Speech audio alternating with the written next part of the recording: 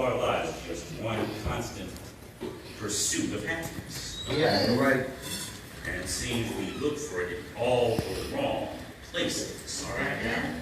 No, I think it's good that the bars and the nightclubs are closed right now. Amen. But you ain't gonna find happiness there. Got that right, sir. You ain't gonna find happiness at the movie theater. Right. You ain't gonna find happiness in the restaurant. You want to be happy, but take it one step further if you want to have joy. Yeah. See, because happiness and joy are two different things. Yes, sir. Joy can only come from God. Amen. From having a relationship with Jesus. That's right. So this is the place to come. You know, happy hour down there at the local bar ain't so happy when you're waking up in the morning with a hangover and throwing up on the black. This is the happy hour you need to be at. This is the joy hour right here. I like that song. Amen? Amen. So this morning I once again bring you greetings from the Club Creek New Life Community Baptist Church in Houston, Texas. All right, sir. Pastor Reverend Ralph Mansfield Crowder. Amen. I'd like to express my appreciation to be here once again to share on Family and Friends Day. Amen. You know, we talk about social distancing, but one thing's for certain. One thing, person we shouldn't be socially distancing from is Jesus. Amen. Right. I looked at a marquee and said, Jesus doesn't have COVID-19. So you can get close to him. That's what we need to be doing. If there's anybody we need to be drawing closer to right now, it's Jesus. Amen. And I can tell you what, we might be socially distant right now per Governor Greg Abbott, but Jesus is sitting in all the little seats. All right? And he's drawing us closer together. Amen? Amen. Amen. Before I get started, I just want to give my props. Because you know, I've drawn inspiration for my sermons from many sources.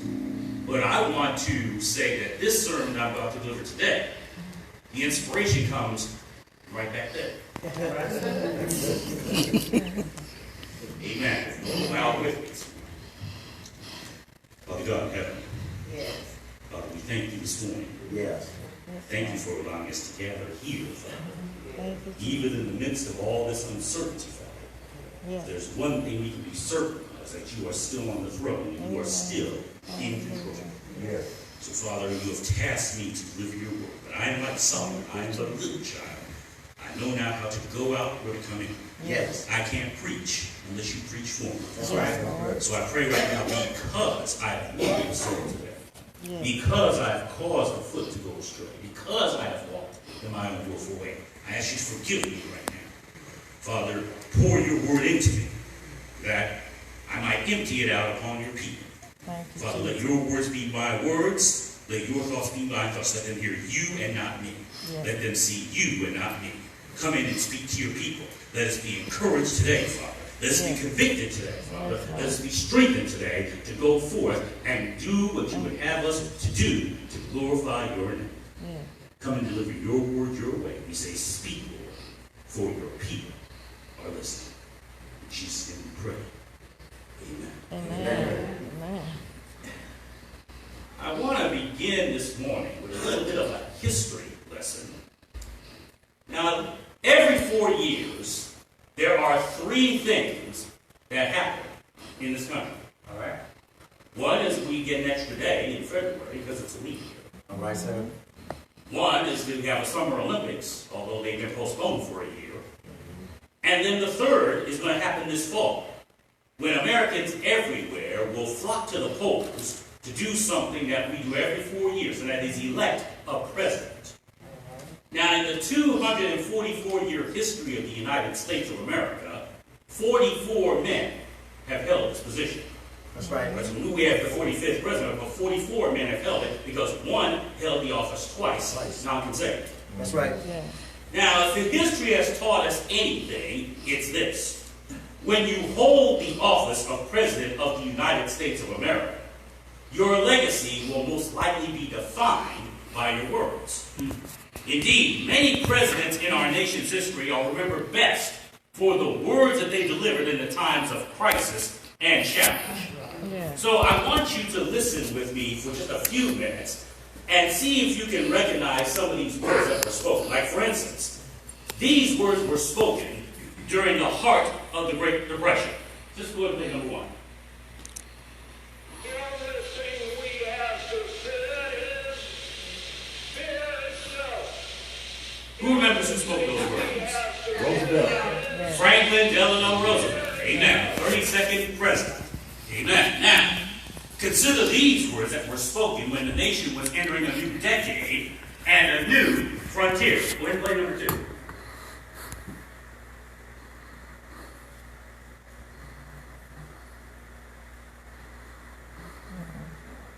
All right, it's not coming up, but let me go.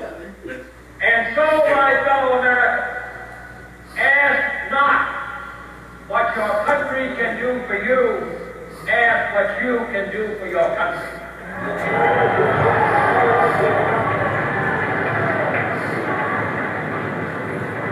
My fellow citizens of the world, ask not what America will do for you, but what together we can do for the freedom of man.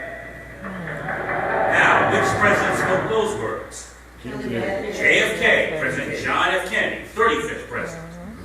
Now, these words were spoken at a time when the presidency itself was under fire for corruption and trickery. Let's go with number three.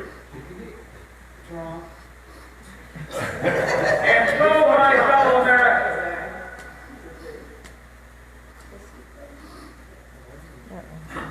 Presidency was I under think, fire. too, that I could say that in my years of public life, that I welcome this kind of examination because people have got to know whether or not their president's a crook.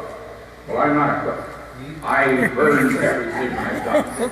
And which president spoke those words? Richard Milhouse Nixon. Amen. Now, here are some poignant words that were spoken in a country on the brink of a turning point in history in Eastern Europe. Let's go to number four. General Secretary Gorbachev, if you seek peace, if you seek prosperity for the Soviet Union and Eastern Europe, if you seek liberalization, come here to this gate. Mr. Gorbachev, open this gate.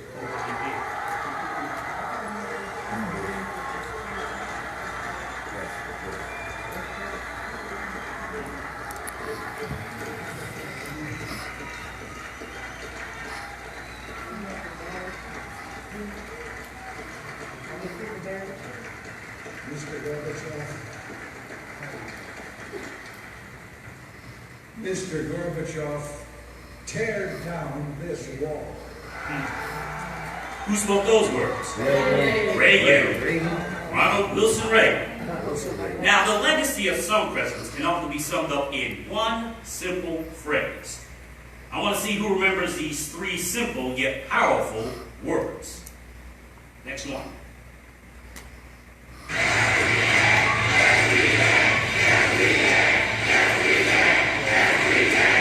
Yes, we can. Who spoke those words? Barack Hussein Obama. Amen. Y'all are doing great. Now, so far in these sound bites of history, we've heard words of encouragement, empowerment, defense, challenge, and teamwork. And then there are these words. Yes. Nobody knows the system better than me.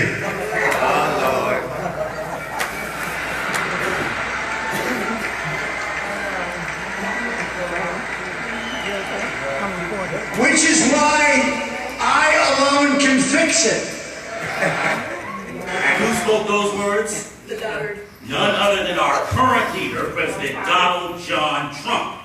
Unbelievable when you hear it, but well, as I say on TV, but wait, there's more. Let me give you some other memorable gems spoken by our 45th chief executive. He said, I've always won, and I'm going to continue to win.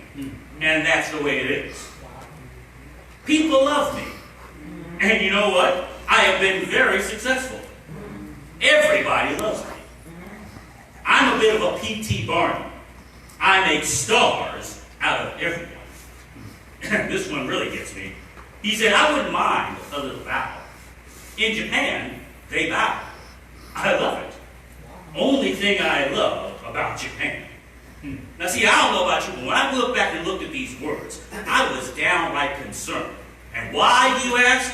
Because Donald John Trump, businessman, entrepreneur, real estate mogul, television personality, and 45th President of the United States of America, appears to be falling victim to a very dangerous condition. It's a condition that has affected many leaders in our history, kings and queens, princes and princesses, presidents and prime ministers alike. And because of this condition, every one of those leaders has been brought down. But this condition is not exclusive to world leaders. Anybody, anywhere can catch it. All right. You, me, anybody can catch it. And if this condition is not left unchecked, it can bring us down just as easy as everybody else. Now, I know some of you are asking, well, preacher, what is this condition? How do I know when I have it? And most importantly, what can I do to stop it? Well, I'm glad you asked that question. I'm going to ask you to stand this morning out of respect to the Word of God. I want you to turn with me to the book of Daniel, the 4th chapter of Daniel. I'm going to read verses 28 through 37. Daniel chapter 4, verses 28 through 37. Everyone say amen. Amen. Now, I'll give you a couple more seconds. Daniel, the 4th chapter, 28 through 37. We find these words. It says, all this came upon the king, Nebuchadnezzar. At the end of 12 months, he walked in the palace of the kingdom of Babylon. The king spake and said, is not this great Babylon that I have built for the house of the kingdom by the might of my power and for the honor of my majesty? While the word was in the king's mouth, there fell a voice from heaven saying, O King Nebuchadnezzar, to thee it is spoken, the kingdom is departed from thee. And they shall drive thee from men, and thy dwelling shall be with the beasts of the field. They shall make thee to eat grass as oxen, and 7 times shall pass over thee, until thou know that the Most High ruleth in the kingdom of men, and giveth to whomsoever he will. The same hour was the thing fulfilled upon Nebuchadnezzar, and he was driven from men, and did eat grass as oxen, and his body was wet with the dew of heaven, till his hairs were grown like eagle's feathers, and his nails like birds' claws. And at the end of the days, I, Nebuchadnezzar, this is first person now, lifted up mine eyes unto heaven, and mine understanding returned unto me. And I blessed the Most High, and I praised and honored him that liveth forever, whose dominion is an everlasting dominion, and his kingdom is from generation to generation. And all the inhabitants of the earth are reputed as nothing. And he doeth according to his will in the army of heaven, and among the inhabitants of the earth, and none can stay his hand, or say unto him, what doest thou? At the same time my reason returned unto me, and for the glory of my kingdom, mine honor and brightness returned unto me. And my counselors and my lords sought unto me. And I was established in my kingdom, and excellent majesty was added unto me. Now I, Nebuchadnezzar, praise and extol thee and honor the King of heaven, all whose works are truth, and his ways judgment, and those that walk in pride he is able to abase. Amen. I want you to pray with me this morning. I want to talk about the mini-God syndrome. The mini-God syndrome. Again, for my wife, an inspiration. Now, I want all of you to know one thing. Say, I've heard my wife talk about the mini-God syndrome. Some of you might be asking me, well, what is the mini-God syndrome anyway? Well, it's a very real condition. You know, hearing my wife discuss the mini-God syndrome in our church in Houston inspired me to write a sermon about it. You know, like any tech-savvy person, I went on the internet and Googled the term mini-God syndrome to see what came up. And what I discovered was quite interesting. See, according to Wikipedia, there is a condition known as narcissism. Some people call it the God complex. Now, the God complex, according to Wikipedia, is an unshakable belief characterized by consistently inflated feelings of personal ability, privilege, or infallibility. A person with a God complex may refuse to admit the possibility of their error or failure, even in the face of refutable evidence, intractable problems, or difficult and impossible tasks. See, simply put, a person who has the God complex has an irrational and deep-seated belief that they are perfect and they can never make a mistake and they don't have to answer to anyone but themselves. That, my friends, is the essence of the mini-God syndrome. All right. In a way, you could say that people with the mini-God syndrome have two favorite sayings. My mind is made up. Don't confuse me with the facts. Okay? Or another one, I like this one, it says, once I thought I was wrong, but I was mistaken. All right. You see, people who have this mini-God syndrome possess an inflated arrogance and a perceived need to subjugate and ridicule other individuals that they deem to be inferior or unworthy.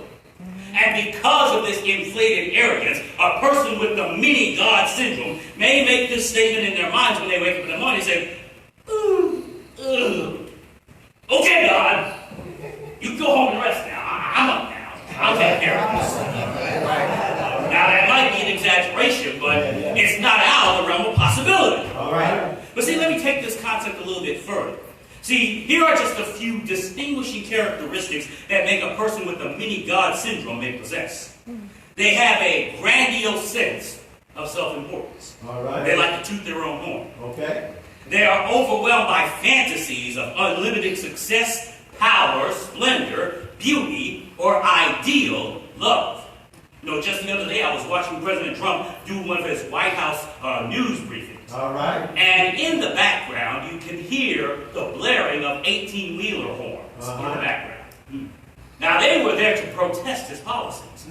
But you know what President Trump told the reporters? He said, that noise back there, those are truckers who are in support of me. I like them and they like me. All right, all right. The mini-God syndrome. Yeah. See, they think they are special and can only be recognized or understood by special individuals. All right. They have a very strong sense of entitlement. They have unreasonable expectations of automatic compliance with their expectations without question. All right. They are arrogant and haughty in their behavior and their attitude. And they don't listen to others, they don't take advice, and they don't accept criticism because, again, they think they are perfect. All right. Now, does that sound familiar? Yes, sir. Does that sound like anybody you know? Yes, sir. See, but that's just the tip of the iceberg. See, there are many other character traits that this person with the mini-God syndrome may possess. In a nutshell, a person with the mini-God syndrome lives by two rules. Rule number one, I am always right. Okay? All right. Rule number two, if I'm wrong, see rule number one. So now we know what the mini-God syndrome is. All right, sir. The next question that we need to ask is, where did it begin? Okay. Well, we don't have to look very far. Genesis 3:1-6, just paraphrasing, said that the serpent was more crafty than any creature in the garden. All right. He came up to Eve and he said, did God say that you shall not eat of all the trees in the garden? He said, no. God said that we can eat of all the trees in the garden except this one right here. Because he told us if we eat of this tree, we will die. And the serpent said, oh, come on. Come on. Yeah. You believe that you shall not surely die. Because God knows that the moment you eat that fruit, you will become as God, knowing good from evil. All right. We all know what happened. Eve took the fruit and ate it, gave it to Adam, and he ate it. No more coin to blame here. They both messed up. Amen. He simply put, Adam and Eve, the first man and woman in human history, created perfect by God, were deceived and enticed by Satan himself. All right. With the desire to be like God. And that desire is what made them eat the forbidden fruit. That's right. And that, my friends, is the genesis, quite literally, of the mini-God syndrome. And this syndrome has plagued men and women around the world ever since. See, for generations upon upon generations, men and women all over the world have fallen victim to the mini-God syndrome, which causes them to think that they know more than God. All right. And time again, we have seen this mini-God syndrome bring down countless men and women, young and old, rich and poor, of all races and all cultures. You see, the mini-God syndrome doesn't discriminate. It can strike anyone, anywhere, at any time. All right, sir. Yes, including Christians. Yeah. Right. And how do I know about that? It happened to me. Uh-huh. You were here when I preached on when God takes you down. That's from personal experience. I came overcome with the mini-God syndrome, and God had to take me down and put me in my place. All right. See, that's why it's so important for us as Christians to recognize the mini-God syndrome and how it affects people, lest we fall victim to it ourselves. All right. You know what they say? To be forewarned is to be forearmed. Yeah. All right. So see, now that we know the nature and origin of the mini-God syndrome, there are three important things that we as Christians should understand about it. If you've heard any of my other sermons, I like to call them my 3 Ds. 3 Ds. The mini-God syndrome is dangerous. The mini-God syndrome is detrimental. All right. And the mini-God syndrome is displeasing to God. All right. So why is the mini-God syndrome dangerous, detrimental, and displeasing to God? Well, as I said earlier, one of the distinguishing characteristics of a person with the mini-God syndrome is a grandiose sense of self-importance. In other words, a person with the mini-God syndrome might develop a condition that we know scientifically as the big head. The big head. The big head. And God's word is very clear about letting this syndrome affect us in this manner. Jesus said in Matthew 23:12, I read from the Amplified Version, "Whosoever exalts himself with haughtiness and empty pride shall be humbled," or brought low. Brought low. "And whosoever humbles himself, whoever has a modest opinion of himself and behaves accordingly, shall be raised to honor." That's pretty cut and dry. Would you agree? But just in case you didn't get that, listen to Romans 12:3 again from the Amplified. Paul says, "For by the grace, the unmerited favor of God, given to me, I warn everyone among you not to estimate or think of himself more highly than he ought." All right. In other words, if you sing your own praise, you always get the tune too high. "But to rate his ability with sober judgment, each according to the degree of faith apportioned by God to him."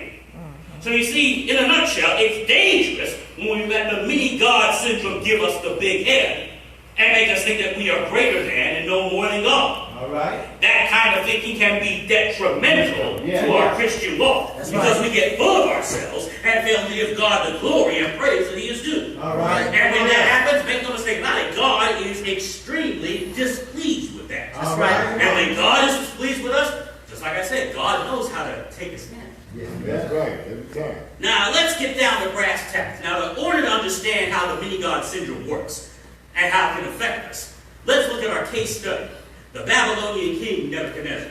Okay. Oh, Nebuchadnezzar was a character. Yes, he was. There's one thing you should know about Nebuchadnezzar, is that no one loved Nebuchadnezzar more than Nebuchadnezzar. Nebuchadnezzar's biggest fan was Nebuchadnezzar. All right. Go ahead. Nebuchadnezzar was a legend in his own mind. His own mind. Yeah. See, we can plainly see that when we look at Daniel chapter 3. All What right. did Nebuchadnezzar do? He erected a golden image of himself. And he commanded that everybody in the kingdom fall down and worship that image. All right. Come on. And we all know that everybody did, except for three. All right. We know who they are, right? Yes, sir. Shadrach, Meshach, and Abednego. Now, correct me if I'm wrong here, but I'm just going to paraphrase the story. See, they refused to bow to the image of Nebuchadnezzar, right? All right. Nebuchadnezzar threw them into the fiery furnace. Yeah. He ordered the furnace heated up 7 times hotter than normal. The fire was so hot that it killed them and it threw them into the furnace. Nebuchadnezzar looked into the furnace and saw 4 men walking around. And he said the fourth has the form of the Son of God. All right. And so when he called them out of the furnace, he said that the fire hadn't harmed them. Their hair wasn't singed, their clothes weren't scorched, and the smell of fire wasn't on them, right? All right. So Nebuchadnezzar changed his attitude. All right. Lesson learned in the story, right? Wrong, wrong, wrong! This, as Paul Hart would say, See, in our text this morning, we fast forward 12 months to a period later in Nebuchadnezzar's reign. Now, it would seem that his encounter with God at the fiery furnace would have properly humbled Nebuchadnezzar. But apparently, the Babylonian king was just as proud and arrogant as ever by the time of these events that rolled around. All right. Now, in the first 27 verses of this 4th chapter, Nebuchadnezzar, king of Babylon, was terrified by yet another dream. See, he had had a dream earlier before in the book of Daniel, but now here comes a second dream. Another dream, yeah. And this dream terrified him and troubled him because he did not know what it meant. But it was a warning straight from God. Just like we mentioned in our Sunday school this morning. One thing about our God, he will warn you when you're about to do something foolish. And if you don't heed that warning, it's on you. So Nebuchadnezzar had this dream, the second dream. And who do you think he calls to interpret the dream? He calls his wise men. Now, when he had his first dream, he called his wise men, and they couldn't interpret it. All right. And yet, here is Nebuchadnezzar doing it again. All right. And what do you think happened? They failed to interpret the dream yet again. That's right. So then Nebuchadnezzar called upon Daniel, who just happened to be the only one who could interpret his first dream. Daniel told the king straight out, he said, "King, this is what the dream means. And you need to heed the warning that it gives you." Listen to Daniel 4:27. This is the Amplified version. Daniel said, "Therefore, O king," after he had interpreted the dream, "let my counsel be acceptable to you. Break off your sins and show the reality of your repentance by righteousness, right standing with God, and moral and spiritual rectitude, and rightness in every area and relation." I love the Amplified version. It really breaks it down. "And liberate yourself from your iniquities by showing mercy and loving kindness to the poor and oppressed, that if the king will repent, there may be possibly a continuance and lengthening of your peace and tranquility, and a healing of your error." Simply put, Nebuchadnezzar, you need to change your ways. Change your ways. Or God will bring you down. Now, that seems like a very strong exhortation, one that needs to be followed, right? But Nebuchadnezzar didn't do that. Daniel's interpretation of the dream was ignored, and his dream was soon forgotten. See, in verse 30 now, we pick it up with Nebuchadnezzar saying thoughtfully, "Is not this the great Babylon, which I myself have built as the royal residence and seated on earth by the might of my power, and for the honor and glory of my majesty?" All right. The toxic word there is I, my, mine, me. Somebody gets up there and say, me, and they're not warned up to sing, you better watch out. All right. Sounds like trouble to me. Can you hear the arrogance and the pride and the inflated sense of self-importance? Clearly, Nebuchadnezzar had come down with a serious case of the mini-God syndrome. He totally disrespected and disregarded the God who had given him his authority. All right. Oh yes, he was the king over the oppressors of the Israelites, but who do you think elevated him to that position? All right. It wasn't himself, it was God. Right. But he failed to recognize how he's standing on it going, me. Mr. President, do you think that you got into the White House based on your clout, based on your name, based on your riches? No. God put you there. You say, I alone can fix it? I got news for you, Mr. President. You can't fix nothing without God. All right. And see, that fact was lost on Nebuchadnezzar. Now, as a result, Nebuchadnezzar pronounced the judgment that was foretold in the first few verses of this chapter. It says, while the words were still in the king's mouth, just as soon as he finished speaking, a voice came from heaven saying, "O King Nebuchadnezzar." Now, can you imagine Nebuchadnezzar strutting around like a peacock, saying, me, I did this, blah, blah, blah, blah, blah. You tend to pick up your wife's habits in speech. Saying, blah, blah, blah, blah. And then while he was yet speaking, he hears his voice saying, "O King Nebuchadnezzar." Uh-oh. You know, when you're in trouble, you know you're really in trouble when they start calling you by all three of your names. That's right. When I heard my dad say, Keith, James, Burton, Burton, I knew I was in trouble. Yeah. And so the voice came down, "Oh, King Nebuchadnezzar!" Nebuchadnezzar knew he was in trouble. Says, "To you it is declared, the kingdom has been removed from you. Since you wouldn't give God glory, we are removing the kingdom from you." From you. But even more so. Says, "You will be driven out from your throne room." Here's Nebuchadnezzar in his royal robes with his crown on his head. And this angel is telling him, the kingdom will be removed and you will be driven out. And your dwelling place will be with the animals of the field. Reducing him down to mere cattle. Says you will be given grass to eat like the cattle. And 7 periods of time, 7 years, will pass over you until you know without any doubt that the Most High God rules over the kingdom of mankind and he bestows it on whomever he desires. What's the lesson here? There's only one person in charge of this whole world. That's right. And I'll give you a hint. It ain't you! All right. See, no sooner had the king articulated his pride than he heard a voice from heaven pronouncing the very punishment that Daniel had warned him about. All right. And then verse 33 tells us immediately, that very hour, the thing was in process of being fulfilled upon Nebuchadnezzar. Now, because of Nebuchadnezzar's arrogance caused by the many God syndrome, God's judgment came upon him swift and severe. Now, get this picture.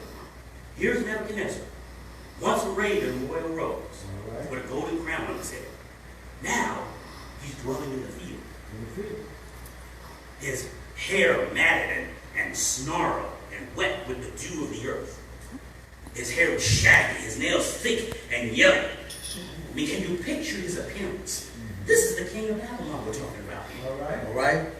But the way he is now is about as far from a royal appearance as you can get. All right.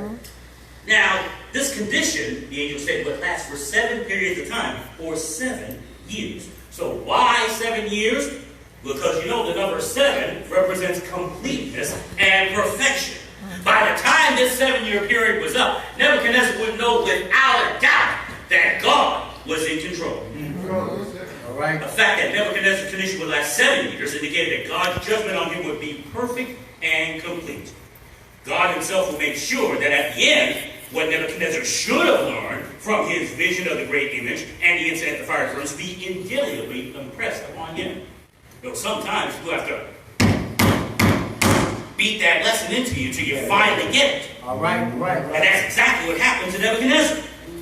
So, what happened to Nebuchadnezzar's kingdom during these 7 years? 7 years is a long time to be out without a king. All right. See, it would not have been unthinkable with Nebuchadnezzar in the condition that he was in, that his enemies would seize the opportunity and then rise up and kill Nebuchadnezzar and take his throne.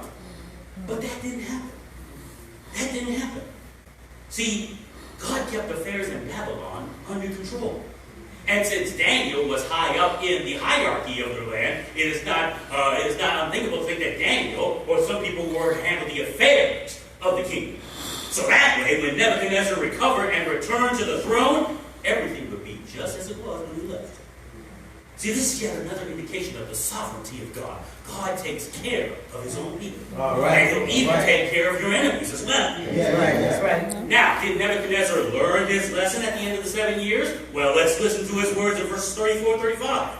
He says, at the end of the days, that is, at the end of the 7 periods of time, I, Nebuchadnezzar. See, he started off this chapter as a first-person narrative. All right. He talked about his punishment in the third person, but then, when he finally learned his lesson, he's back to the first person. It says, I, Nebuchadnezzar, raised my eyes toward heaven, and my understanding and reason returned to me. I came to my senses. I came to myself. You know, the prodigal son had to come into himself. Says, I will rise and go home to my father. Nebuchadnezzar came to himself.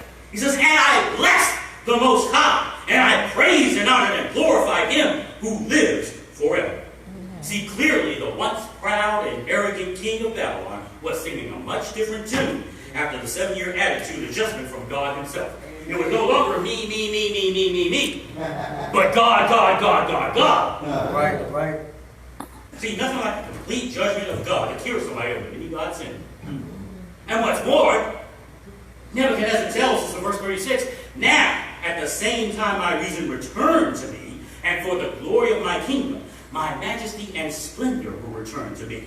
And my counselors and my nobles began seeking me out, so I was reestablished in my kingdom. And still more greatness than before was added to me. See, God not only restored Nebuchadnezzar to his throne, but he gave Nebuchadnezzar a brand new appreciation for who God was, because he gave him a more greatness to his reign. See, when you recognize who you are and who God is, and you let God do what he does, he will make sure that everything falls into place. That's why the Bible says, seek ye first the kingdom of God and his righteousness, and all of these things shall be added unto you. But the prerequisite is you have to put God first. That's the prerequisite. And verse 37, he says, now I, Nebuchadnezzar, praise and exalt and honor the King of heaven. For all his works are true and faithful, and his ways are just. He is able to humiliate and humble those who walk in self-centered, self-righteous pride. Oh yeah, Nebuchadnezzar learned his lesson all right. Now, we've seen what the many-God syndrome is and how it can affect us. But now what we need to know is how to recognize when we have it and how to stop it. Now, I stated before that the many-God syndrome doesn't discriminate. It can strike anyone, anywhere, at any time, including Christians. So as Christians, it would behoove us to recognize when this syndrome is rearing its ugly head in our lives. Now, we've all heard the familiar refrain that doctors tell us in every disease. They say, what? Early detection is the best prevention. Well, brothers and sisters, the time has come for some early detection of this many-God syndrome. Now, let me make this as simple as possible. See, all illnesses and diseases have what we call risk factors. Conditions that make one particularly susceptible to developing this particular disease or illness. And the one dominant risk factor of the many-God syndrome is pride. Pride. 5 letters. But such effects it can have, such devastating effects it can have. See, the word pride comes from the Old English word prude, which is a late Old English word variously translated as arrogant and haughty. See, when we allow pride to enter into our hearts, the result is devastating. What does Proverbs 16 and 18 say? Pride goeth before destruction, and a haughty spirit before a fall. You see, there's a good reason why they named pride was one of the 7 deadly sins. Because it can be deadly if it's left unchecked. See, pride is poisonous to our soul. Pride can cause us to do some terrible things. That's right. Pride can cause us to look down on others with contempt rather than compassion. Pride can cause us to be unforgiving rather than merciful. It can cause us to pursue revenge rather than reconciliation. It prevents us from acknowledging our human vulnerabilities. Now, I'm talking about myself now. I'm talking about myself when I'm saying this. Pride prevents us from acknowledging our human vulnerabilities. Pride makes us too stubborn to say, I'm sorry, I was wrong, I made a mistake. No, it says that the 2 hardest words for a man to say to his wife is, I'm sorry. Because of pride. Make no mistake about it. Pride is nothing to be proud of. If you have pride in your heart, you possess the main risk factor for developing the many-God syndrome. Am I talking to somebody in here this morning? It's often said that the first step in overcoming your problem is admitting you have a problem. Until you admit you have a problem, there's no way it can be helped. And they say, Chunk don't want the help. Chunk will get there. The first step to overcoming a problem is admitting you have it. And in order for us to overcome the pride that can lead to the many-God syndrome, we must first admit that we have that problem. Listen to the words of David. Psalm 139, 23 and 24 says, search me thoroughly, O God, and know my heart. Try me and know my thoughts. No reason why some people like me don't like going to the doctor, because we're afraid of what they might tell us. But sometimes we just have to bite the bullet and face up to the fact. We have to ask God to search our hearts. Try me and know my thoughts. And see if there is any wicked or hurtful way in me, and lead me in the life everlasting. So what does that mean? We need to let God examine our hearts. find the pride that is dangerous, detrimental, and displeasing, and remove it from us. All right. You see, I remember February 15th, 2015, day before I just married that wonderful woman back there. All right. What's her name? Tracy. She likes to be saying her name, you know. But I remember the next day when I came to church, Pastor Crowd asked my dad to preach a sermon. And I remember that sermon well. The topic he used was dirty feet. Dirty feet. See, his premise was simple. See, no matter how we try to avoid it, what we do, what we say, even what we think in life that's not holy, godly, or loving, anything that is prideful or boastful can make us dirty. Pride can make us dirty. Yeah. And try as we might, we can't mask it or cover it up. See, when we are imbued with the filth of pride and sin, the only thing that can wash us clean and make us whole again is the precious blood of Jesus. All right. Yes. The remedy for pride is unwavering faith in God's amazing grace. All right. You see, over 2,000 years ago, Jesus Christ, the King of Kings and the Lord of Lords, who had every right to glory in himself and his accomplishments, instead humbled himself. When he didn't have to. And he came down to earth to suffer and die on the cross for your salvation. And for my salvation. All right. My Bible tells me, Philippians 2:6-8, Jesus, being in the form of God, thought it not robbery to be equal with God, but made himself of no reputation, and took upon him the form of a servant, and was made in the likeness of men. And being found in fashion as a man, he humbled himself, and became obedient unto death, even the death of the cross. Hebrews 12:2 tells us that Jesus, for the joy that was set before him. What joy? The joy of our reconciliation back to him. That's right. He endured the cross, He endured it. despising the shame, and is set down at the right hand of the throne of God. Amen. Jesus carried that cross through the streets of Jerusalem and up the rocky slopes of Calvary, bearing the weight of our sins, of pride, on his scarred back and his battered shoulders. All right. He endured the pain of being nailed to the cross, Yeah. and the shame of being mocked and reviled when he hung on the cross. All right. When he cried out, "It is finished," sin was finished. Death was finished. Pride was finished. But he didn't stop there. Yeah. He was placed in the borrowed tomb of Joseph of Arimathea, and then he went down into the depths of the earth and took the keys of death and hell from Satan. Yeah. And then Jesus got up, rolled the stone away, and walked out of that garden tomb alive and powerful, with all power in heaven and earth. Yeah. Only Jesus had the power to do all this. Yeah. Right. See, that's why Paul said in Galatians 6:14 says, "But far be it from me to boast in anything or anyone except the cross of our Lord Jesus Christ. Yeah. Come on now. Has been crucified to me and I to the world." Yeah. The only thing we should be boasting about as Christians is whose we are. All right. That's right, sir. That's right. You know, people who are rich and privileged, when they get into trouble, say, "Do you know who I am? Do you know who my Father is?" But in this case, that's a good thing. Do you know who my Father is? Yes. My Father is the King of Kings and the Lord of Lords. Yes, he is. Of heaven and earth. Now, I need to get a little personal here before I take a seat. The many-God syndrome is very real, and it all starts with pride. As Christians, we need to guard ourselves against pride. The old saying says, check yourself before you wreck yourself. See, Nebuchadnezzar didn't do that. And it nearly cost him his kingdom. Yeah. But thankfully, Nebuchadnezzar came to his senses and recognized the greatness of God before it was too late. You know, there's no saying that speaks about too much pride. It says, next time you think you're perfect, try walking on water. How true that saying is. But let me take that just a little bit further. The next time pride threatens to take over your life and you want to stand up and boast about what you did, ask yourself this question. Who died and made you God? Did you mean, did you create the heavens and the earth in 6 days? No, sir. Sister Jerry, did you form man out of the dust of the ground? Elder, did you breathe the breath of life through his nostrils? No, sir. Mickey, did angels celebrate your birth? Vanetta, did you heal the sick, raise the dead, give sight to the blind, hear to the deaf, walking to the lame, and talking to the dumb with just a touch? Did you carry an old rugged cross on your back? Did you willingly die on the cross for people who didn't even know you?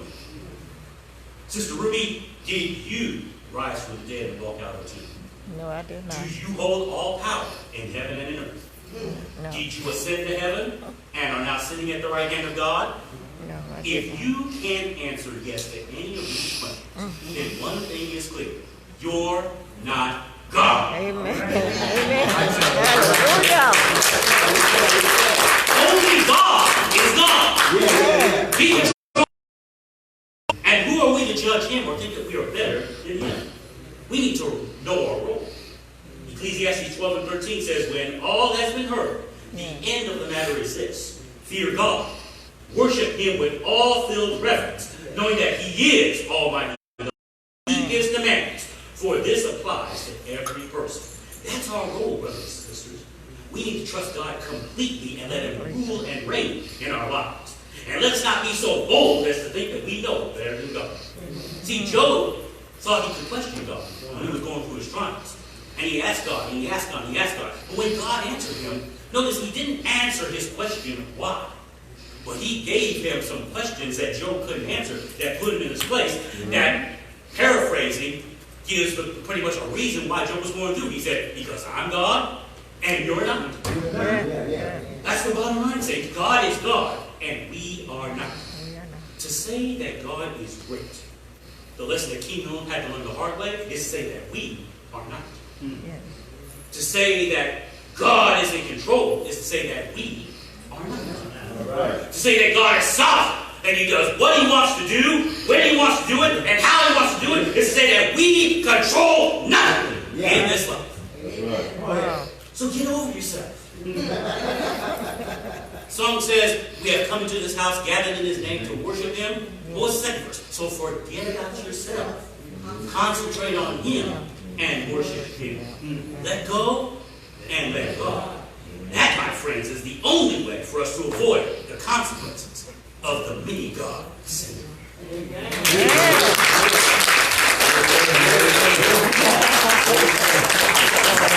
Yeah.